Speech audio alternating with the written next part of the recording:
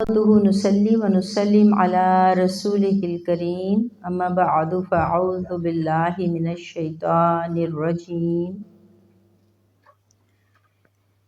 رب اشرح لي صدري ويسر لي أمري واحلل عقدة من لساني يفقه قولي رب زدني علما رب زدني علما رب زدني علما اللهم افتح علينا حكمتك وانشر علينا رحمتك یا ذا الجلال والاکرام۔ آج ہم اللہ سبحانہ و تعالیٰ کی دی ہوئی طاقت اور توفیق سے نواں سپارہ شروع کرنے لگے ہیں۔ بہنوں کو السلام علیکم ورحمۃ اللہ وبرکاتہ۔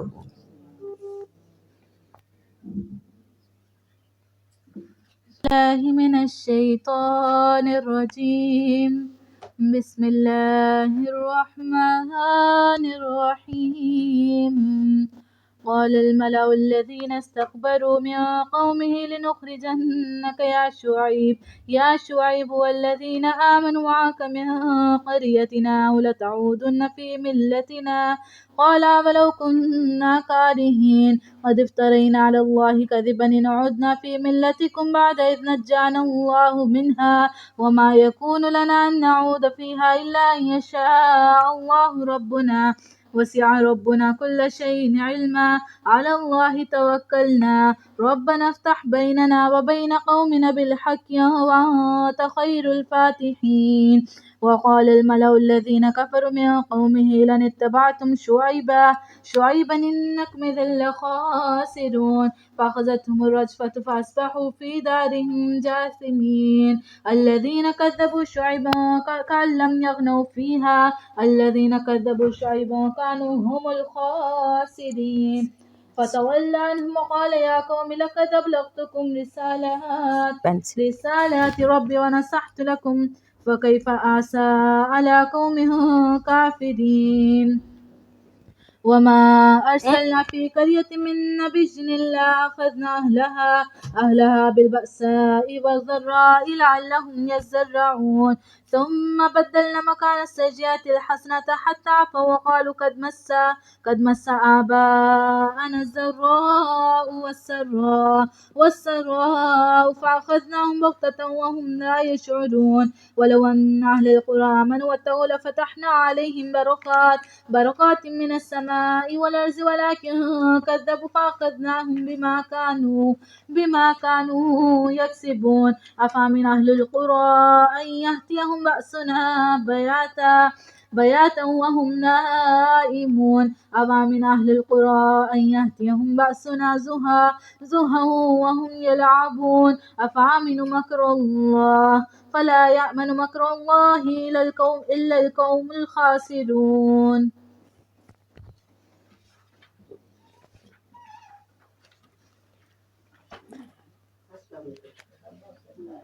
کہنے لگے وہ سردار جو غرور و تکبر کیا کرتے تھے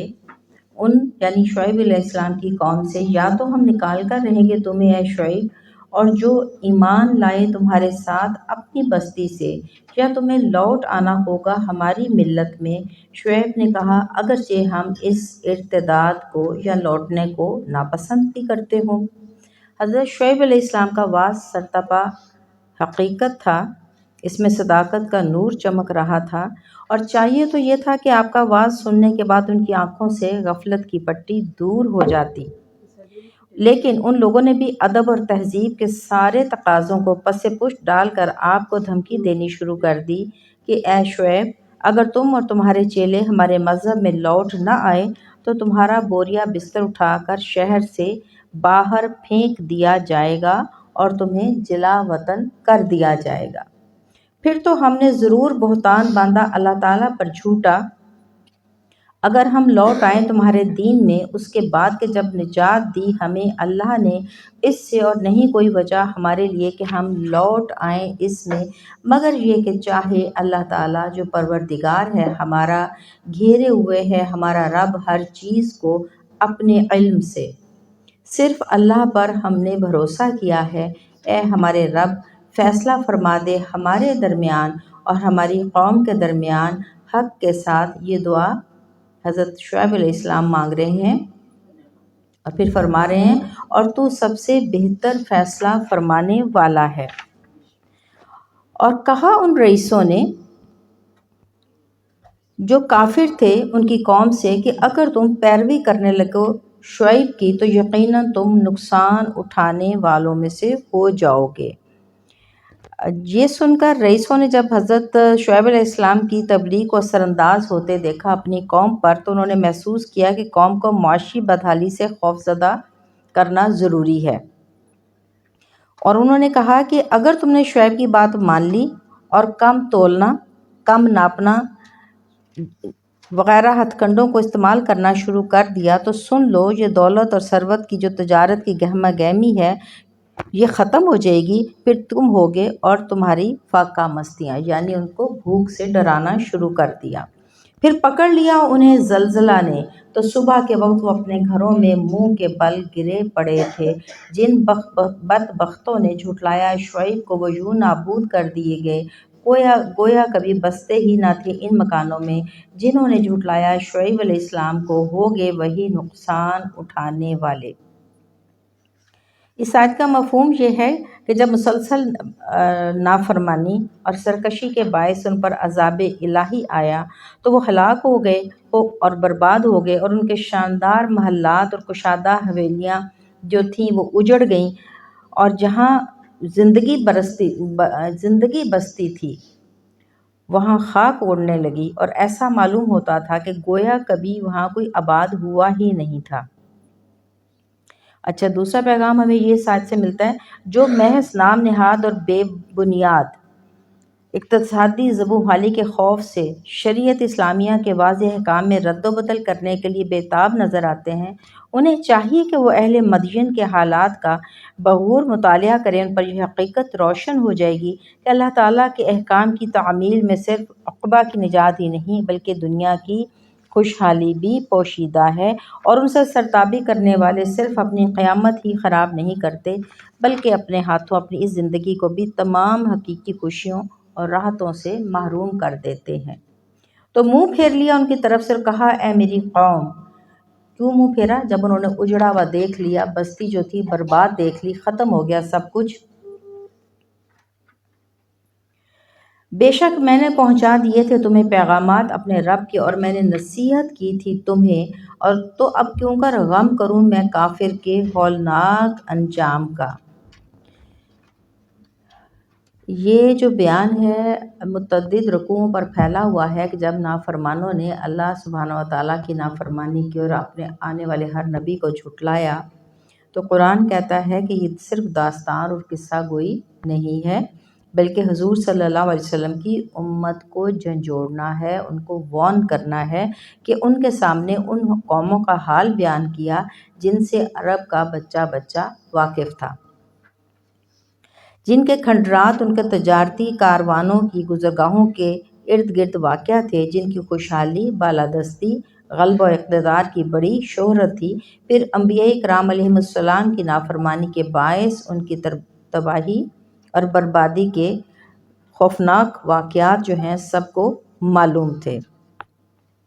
اور پیغام ہمیں اس آیت سے یہ مل رہا ہے کہ دونوں جہان کی سعادت اور سلامتی اگر ہم چاہتے ہیں تو اپنے پیارے رسول کی اطاعت کریں اور اس کا دامن رحمت مضبوطی سے تھام لیں۔ اور نہ بھیجا ہم نے کسی بستی میں کوئی نبی مگر یہ کہ جب نبی جھٹلایا گیا تو ہم نے مبتلا کر دیا وہاں کے باشندوں کو سختی اور تکلیف میں تاکہ وہ گڑ گڑانے لگیں۔ بعض تکلیفیں جو ہوتی ہیں انسان کو خواب غفلت سے چونکانے کے لیے بھی رب تعالیٰ کی طرف سے آتی ہیں۔ اگر اللہ کا بندہ اور اللہ کو بندہ پیارا ہو تو وہ اللہ سے دور ہو رہا ہے تو اللہ اس کو جھنجھوڑنے کے لیے اس کو تکالیف میں مبتلا کر دیتا ہے۔ پھر ہم نے بدل دی تکلیف کی جگہ راحت، حتیٰ کہ وہ پھلے پھولے اور کہنے لگے بے شک یوں ہی پھر ہم نے بدل دی تکلیف کی جگہ راحت، حتیٰ کہ وہ پھلے پھولے اور کہنے لگے بے شک یوں ہی پہنچا کرتی تھی ہمارے باپ دادا کو کبھی تکلیف اور کبھی راحت، تو ہم نے پکڑ لیا انہیں اچانک اور اس کا انہیں خواب و خیال ہی نہیں تھا۔ اب یہ ہے کہ جب بعض اوقات اللہ دے کے آزماتا ہے اور بعض اوقات اللہ لے کے آزماتا ہے۔ پچھلی آیت میں تھا کہ اللہ تعالیٰ نے ان پہ آزمائشیں ڈال دی ان کو آزمانے کے لیے، اپنی طرف واپس بلانے کے لیے، اور یہاں پہ یہ ہے کہ اللہ تعالیٰ نے ان پہ فراوانی کر دی ہر طرح کی۔ جب فراوانی ہوئی اور بجائے اس کے کہ وہ اس سے جو پچھلی تکلیف تھی اس سے عبرت حاصل کرتے اور فراوانی میں اللہ کا شکر ادا کرتے، انہوں نے کہنا شروع کر دیا کہ یہ کچھ تو ہمارے باپ دادا کے ساتھ بھی ہوتا رہا ہے۔ اور اگر بستیوں والے ایمان لاتے اور تقوی اختیار کرتے، اور ذہن میں رکھیے کہ تقوی دنیا میں بھی اور آخرت میں بھی رحمت الہی ملنے کا ذریعہ ہے، تو ضرور ہم کھول دیتے ان پر برکتیں آسمان کی اور زمین کی، لیکن انہوں نے جھٹلایا ہمارے رسولوں کو، تو پکڑ لیا ہم نے انہیں بوجہ ان کرتوتوں کے جو وہ کیا کرتے تھے۔ اور ایک بات اور پیغام اس میں یہ مل رہا ہے ہمیں کہ تقوی اور ایمان، یعنی ایمان اور تقوی کسی قوم کی ترقی کے راستہ میں حائل نہیں ہو سکتے۔ اور برکات آسمان سے مراد بارش ہے، اور برکات زمین سے مراد زراعت و نباتات ہے۔ تو اسے ذہن میں رکھیے کہ زراعت کا پیشہ اللہ کو بہت پسند ہے اور اس کا پسندیدہ پیشہ ہے۔ اور کیا بے خوف ہو گئے ہیں ان بستیوں والے اس سے کہ آ جائے ان پر ہمارا عذاب راتوں رات، اس حال میں کہ وہ سو رہے ہوں، استغفر اللہ، یا کیا بے خوف ہو گئے ہیں ان بستیوں والے اس سے کہ آ جائے ان پر ہمارا عذاب چاشت کے وقت جب کہ وہ کھیل کود رہے ہوں۔ اے مکہ اور اس کے ارد گرد بسنے والوں، بتایا یہ جا رہا ہے کہ نبیوں کو جھٹلانے والی قوم کا یہ انجام ہوا۔ اگر تم میرے رسول پر ایمان نہ لائے اور اس کی مخالفت پر کمر بستہ رہے تو کسی وقت بھی تم پر عذاب نازل کر دیا جائے گا اور تمہاری اینٹ سے اینٹ بجا کر رکھ دی جائے گی۔ یہاں پہ ان کو مکہ والوں کو وارن کیا جا رہا ہے۔ تو کیا یہ بے خوف ہو گئے ہیں اللہ کی خفیہ تدبیر سے؟ پس نہیں بے خوف ہوتے اللہ کی خفیہ تدبیر سے، سوائے اس قوم کے جو نقصان اٹھانے والی ہوتی ہے۔ أَوَلَمْ يَهْدِ لِلَّذِينَ يَرِثُونَ الْأَرْضَ مِنْ بَعْدِ أَهْلِهَا أَنْ لَوْ نَشَاءُ أَصَبْنَاهُمْ بِذُنُوبِهِمْ وَنَطْبَعُ عَلَى قُلُوبِهِمْ فَهُمْ لَا يَسْمَعُونَ تِلْكَ الْقُرَى نَقُصُّ عَلَيْكَ مِنْ أَنْبَائِهَا وَلَقَدْ جَاءَتْهُمْ رُسُلُهُم بِالْبَيِّنَاتِ فَمَا كَانُوا لِيُؤْمِنُوا بِمَا كَذَّبُوا مِن قَبْلُ كَذَلِكَ يَطْبَعُ اللَّهُ عَلَى قُلُوبِ الْكَافِرِينَ وَمَا وَجَدْنَا لِأَكْثَرِهِم مِّنْ عَهْدٍ وَإِن وَجَدْنَا أَكْثَرَهُمْ لَفَاسِقِينَ ثُمَّ بَعَثْنَا مِن بَعْدِهِم مُوسَىٰ بِآيَاتِنَا إِلَىٰ فِرْعَوْنَ وَمَلَئِهِ فَظَلَمُوا بِهَا فانظر كيف كان عاقبة المفسدين وقال موسى يا فرعون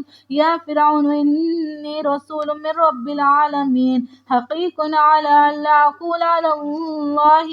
إلا الحق قد جئتكم ببينة من ربكم فأرسل معي بني إسرائيل قال إن كنت جئت بآية فأتِ بها إن كنت من الصادقين فألقى عصاه فإذا هي ثعبان مبين ونزع يده فإذا هي بيضاء للناظرين قال الملأ من قوم فرعون إن هذا لساحر عليم يريد أن يخرجكم من أرضكم فماذا تأمرون قالوا أرجه وأخاه وأرسل في المدائن حاشرين يأتوك بكل ساحر عليم وجاء السحرة فرعون قالوا إن لنا لأجرا إن كنا نحن الغالبين قال نعم وإنكم لمن المقربين قالوا يا موسى إما تلقي وإما أن نكون نحن الملقين قال ألقوا فلما ألقوا سحروا أعين الناس واسترهبوهم وجاءوا بسحر عظيم وأوحينا إلى موسى أن ألقي عصاك فإذا هي تلقف ما يأفكون فوقع الحق وبطل ما كانوا يعملون فغلبوا هنالك وانقلبوا صاغرين وألقي السحرة ساجدين قالوا آمنا برب العالمين رب موسى وهارون قال فرعون آمنتم به قبل أن نأذن لكم إن هذا لمكر مكرتموه في المدينة لتخرجوا منها أهلها فسوف تعلمون لأقطعن أيديكم وأرجلكم من خلاف ثم لأصلبنكم أجمعين قالوا إنا إلى ربنا منقلبون وما تنقم منا إلا أن آمنا بآيات ربنا لما جاءتنا ربنا أفرغ علينا صبرا وتوفنا مسلمين.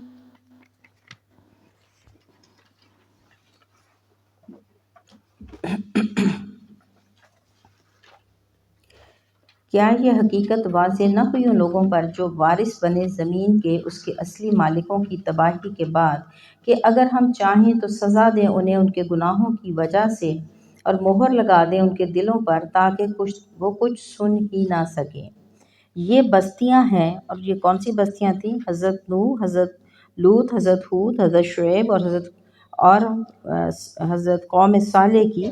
ان قوموں کی بستیاں مراد ہیں یہاں پہ۔ ہم بیان کرتے ہیں آپ سے ان کی کچھ خبریں، اور بے شک آئے ان کے پاس ان کے رسول روشن دلیلوں کے ساتھ، اور نہ ہوا یہ کہ ایمان لاتے اس پر جس کو جھٹلا چکے تھے اس سے پہلے۔ اس طرح مہر لگا دیتا ہے اللہ تعالیٰ کافروں کو دلوں پر۔ وہ لوگ اتنے ضدی اور ہٹ درم تھے کہ جب ایک مرتبہ ان کی زبان سے نکل گیا کہ وہ ایمان نہیں لائیں گے تو پھر اس پر جم گئے۔ استغفر اللہ۔ کوئی وعظ، نصیحت، کوئی دلیل، کوئی معجزہ ان کو حق قبول کرنے پر آمادہ نہ کر سکا۔ یعنی معجزات کا مشاہدہ کرنے سے پہلے انہوں نے نبی کی دعوت ماننے سے جو انکار کیا تھا، معجزات کا مشاہدہ کرنے کے بعد بھی اسی انکار پر اڑے رہے۔ اور یہ سنت الہی ہے کہ جو قوم جان بوجھ کر کفر اور شرک میں مبتلا رہنا چاہتی ہے اور حق کو حق سمجھتے ہوئے اس کا انکار کرتی ہے، اس کی غور و فکر کی قوتیں بیکار کر دی جاتی ہیں، اور اس اختیاری کفر کے بعد ان پر ہدایت کے راستے بند کر دیے جاتے ہیں۔ اور نہ پایا ہم نے ان کی اکثریت کو وعدہ کا پابند، اور ضرور پایا ان میں سے بہتوں کو حکم عدولی کرنے والا۔ عہد شکنی جو تھی ان کی فطرت ثانیہ ہی بن چکی تھی۔ پھر ہم نے بھیجا ان کے بعد موسیٰ علیہ السلام کو اپنی نشانیاں دے کر فرعون اور اس کے درباریوں کی طرف، تو انہوں نے انکار کر دیا ان کا۔ سو دیکھو کیسا انجام ہوا فساد برپا کرنے والوں کا۔ جو ہم نے انبیاء جو ان کی بات ہوئی ہے، اس کے بعد فرعون کی بات اب آ رہی ہے۔ تو فرعون جو اپنے آپ کو خدا یا زمینی خدا سمجھتا تھا، اس کی طرف اور اس کے درباریوں کی طرف جب حضرت موسیٰ کے لیے مبعوث کیے گئے اور انہیں زبردست معجزے عطا کیے گئے تاکہ کسی کو آپ کی صداقت میں شک نہ رہے، ہر خاص و عام سمجھ لے کہ ایسے معجزے دکھانے والا صرف اللہ تعالیٰ کا رسول ہی ہو سکتا ہے۔ یہاں ظلم بمانی کفر ہے، کیونکہ معجزات کے ساتھ ظلم یہی ہے کہ ان کو دیکھ کر دعوت حق قبول کرنے کے بجائے اس کا شدت سے انکار کر دیا جاتا ہے۔ اور کہا موسیٰ علیہ السلام نے، اے فرعون، بلا شبہ میں رسول ہوں پروردگار عالم کا۔ جیسے شاہان ایران کو کسریٰ اور شاہان روم کو قیصر کہا جاتا تھا، اسی طرح مصر کے بادشاہوں کا لقب فرعون تھا۔ بلا شبہ میں رسول ہوں پروردگار عالم کا، واجب ہے مجھ پر کہ میں نہ کہوں اللہ پر سوائے سچی بات کے میں آیا ہوں تمہارے پاس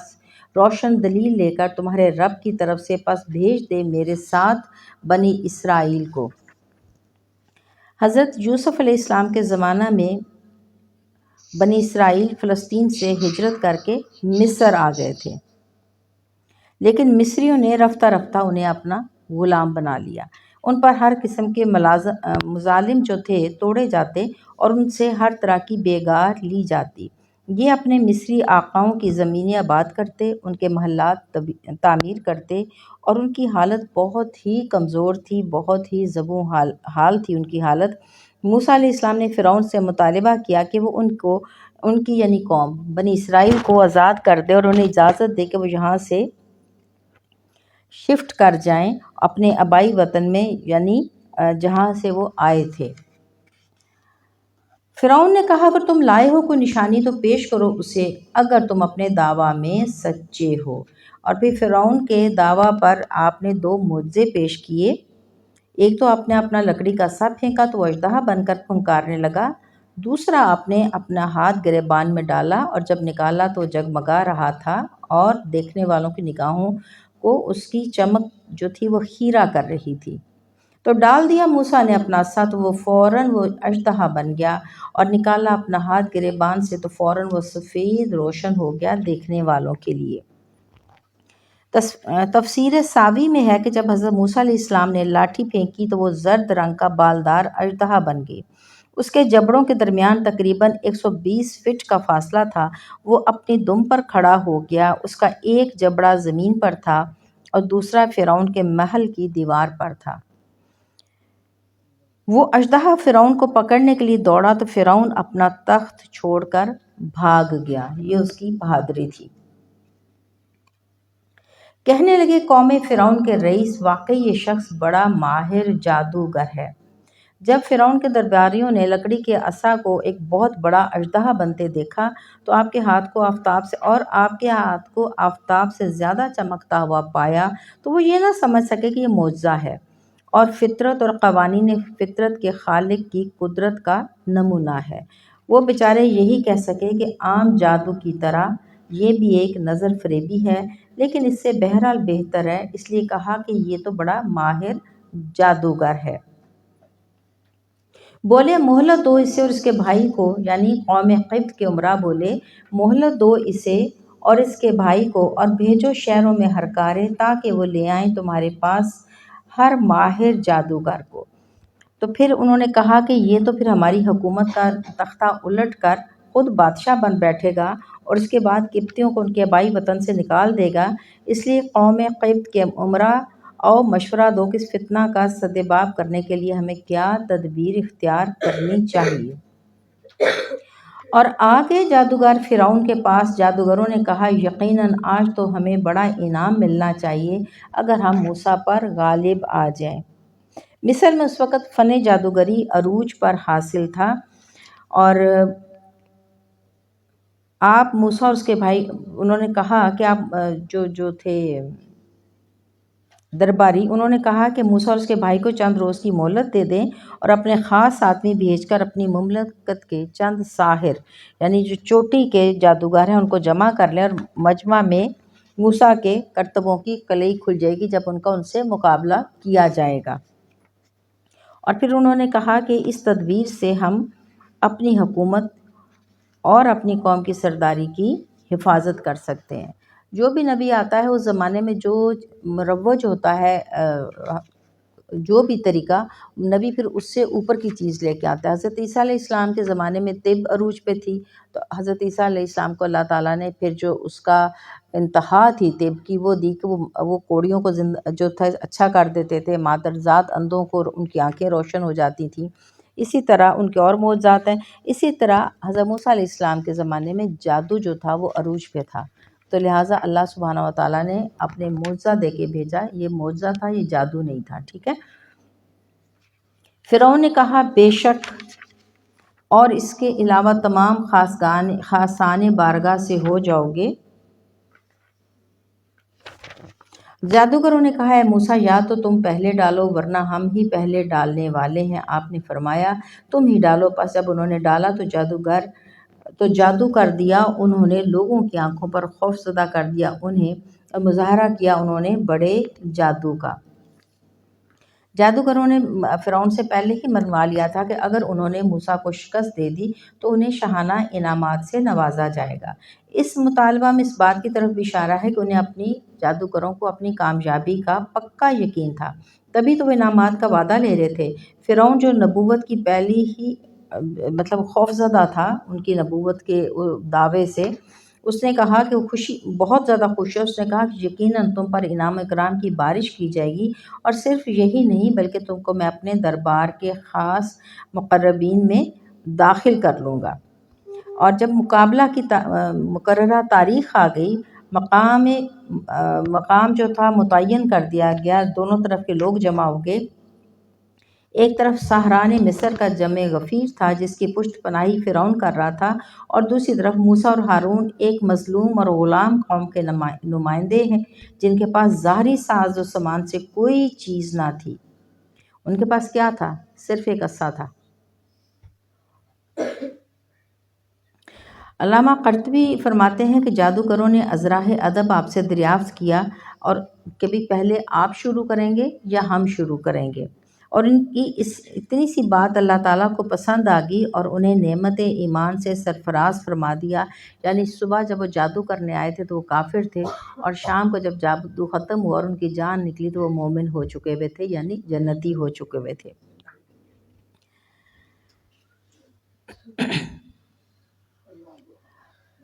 سحر کی حقیقت کی طرف اشارہ ہے کہ سحر میں یہ سوچنے کی بات ہے، اور غور سے سنیے کہ سحر میں طاقت نہیں ہوتی کہ وہ کسی چیز کی حیت کو بدل دے۔ مثلاً رسیوں کو حقیقتاً سانپ بنا دینا اس کے بس سے باہر تھا۔ اس کا اثر نظر بندی سے ہوتا ہے، یعنی ایک رسی پھینکی اور دیکھنے والوں پہ نظر بندی کر دی تو وہ دیکھنے والوں کو سانپ نظر آنے لگی، لیکن جادوگر جانتا ہے کہ یہ سانپ نہیں ہے، یہ رسی ہے، ٹھیک ہے؟ یعنی ایک چیز ہوتی کچھ ہے لیکن جادو کے اثر سے دیکھنے والے سے کوئی اور چیز سمجھتے ہیں۔ اور ہم نے وحی کی موسیٰ کو کہ ڈالیے اپنا عصا، تو فوراً وہ نکلنے لگا۔ جو فریب انہوں نے بنا رکھا تھا تو ثابت ہو گیا، حق اور باطل ہو گیا جو جادو وہ کیا کرتے تھے۔ اب جب انہوں نے دیکھا کہ انہوں نے رسیاں ڈالی، وہ سانپوں کی طرح ہلنے لگیں، اور فرعون کو اپنی کامیابی کا یقین ہو گیا، تو اللہ تعالیٰ نے موسیٰ علیہ السلام سے فرمایا کہ اپنے لکڑی کا ڈنڈا جس پر وہ ٹیک لگائے اب تک اس کا ٹیک لگائے کھڑے تھے اور وہ دیکھ رہے تھے سارا سلسلہ، تو اللہ نے فرمایا کہ اس کو زمین پر ڈال دیں۔ اور جب وہ زمین پر ڈال دیا تو وہ ایک اژدہا بن گیا، اور لہراتے ہوئے، یعنی ان جو لوگوں کو سانپ نظر آ رہے تھے، ان رسیوں کو اس نے کیا کیا، ایک لمحے میں اس نے نگلنا شروع کر دیا، اور لمحے میں ہی فرعونیوں کا سارا بنا بنایا کھیل جو تھا وہ ختم ہو گیا، اور مجمع عام میں حق کا بول بالا ہو گیا، اور باطل کو شرمناک شکست ہوئی، اور ان کی جادوگری کی عظمت اور سطوت کا پارا چاک ہو گیا۔ دیکھیے، اور یہ شکست بھی تھی، اور اتنی رسوا کن شکست تھی، اور وہ بھی مجمع عام میں۔ یوں فرعونی مغلوب ہو گئے وہاں بھرے مجمع میں، اور پلٹے ذلیل و خوار ہو کر، اور اگر گر پڑے جادوگر سجدہ کرتے ہوئے، اور کہنے لگے، قالوا کہنے لگے، یعنی جادوگر کہنے لگے، آمنا برب العالمین، ہم تو ایمان لے آئے سارے جہانوں کے پروردگار پر، ربی موسیٰ و ہارون، جو رب ہے موسیٰ اور ہارون کا۔ اب وہ کیوں کر جادوگر ایمان لے آئے؟ کیونکہ ان کو پتا تھا کہ یہ نظر بندی نہیں ہے، یہ نظر بندی نہیں، انہوں نے اپنے سارے جادو کے حربے آزما کے پڑھ کے دیکھ لیے تھے، تو پتہ چلا یہ تو وہ اصلی جو وہ بن گیا، اور یہ معجزہ ہے، ٹھیک ہے، نظر بندی نہیں ہے، یہ معجزہ ہے۔ فرعون نے کہا تم تو ایمان لائے ہوئے تھے اس پر اس سے پہلے کہ میں اس کے مقابلہ کی تمہیں اجازت دیتا ہوں، بے شک یہ ایک فریب ہے جو تم نے مل کر کیا شہروں میں، تاکہ تم نکال دو یہاں سے اس کے اصلی باشندوں کو، ابھی اس کا انجام تمہیں معلوم ہو جائے گا۔ مقابلہ کے میدان میں شکست کیا کام تھی کہ جادوگروں نے مسلمان ہونے کا بھی اعلان کر کے